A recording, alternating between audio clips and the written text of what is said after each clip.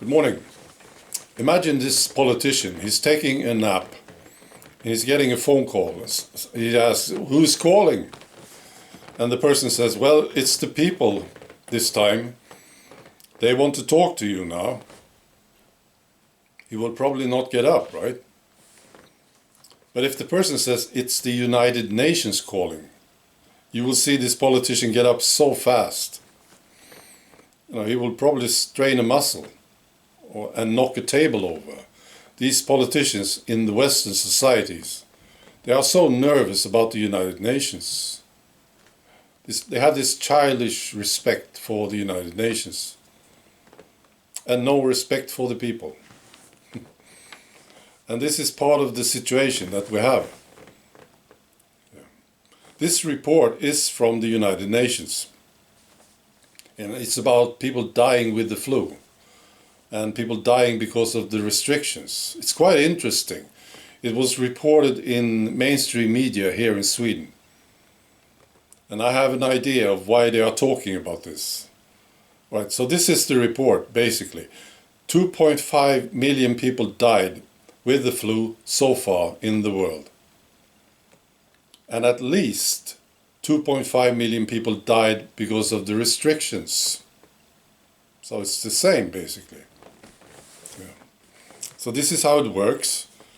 Rich countries get the flu, and the poor countries suffer from the restrictions. 9 out of 10 who died with the flu are over 60 and live in the rich part of the world. 9 out of 10. Those who died as a result of the restrictions are mainly young people in poor countries. Makes sense. So I'm sure it's true. Also, they say this. It is estimated that because of the school closures, at least 13 million little girls have been married off. Okay, so this is terrible, right? So why are they talking about it? Why are mainstream media reporting on it? Is it so that people would understand that there's something wrong with this whole thing? Of course not. There's nothing wrong here, you see. You had this terrible flu, or you have it, and then you have the terrible solution. This is what we are supposed to understand. There's nothing wrong with either of them. No. They don't say that the flu hysteria was based on a lie. Of course they don't. They don't say, these people died with the flu, not because of the flu. That's not what they are saying. This is for the people to understand themselves. They have to figure it out. The United Nations and mainstream media, they will not tell us about this. Of course not. So, now they have these two problems. And mainstream media, they love to talk about this. Now they have a new problem. People dying because of the restrictions.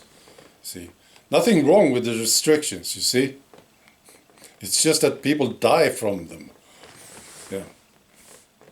So this is the new problem. So we have to get another solution, right?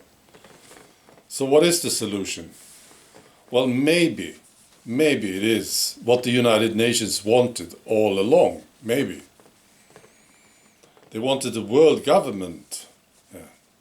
They wanted technocrats to run the world. Yeah, maybe. So I also want to tell you about this. This is from Sweden. I saw this new poll result. The Liberal Party. This is so amusing to me. I so enjoy this very much.